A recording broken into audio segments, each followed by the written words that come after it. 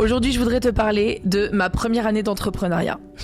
C'était en 2014, je n'oublierai jamais. Et j'ai ouvert ma première entreprise le 4 septembre 2014. Et jusqu'au 31 août 2015, ça a été une année incroyable que je n'oublierai jamais. Pourquoi ? Parce que j'ai commis des erreurs qu'il ne faut surtout pas faire. 1.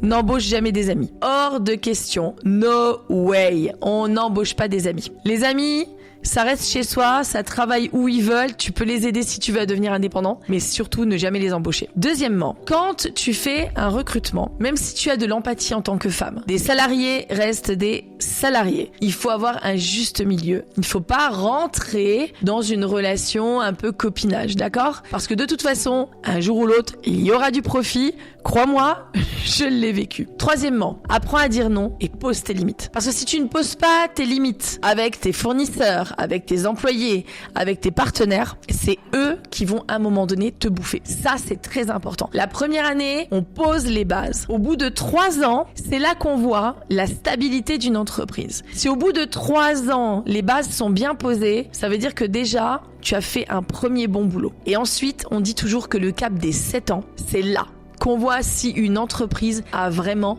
fonctionné. Donc tu vois que la première année, elle est décisive.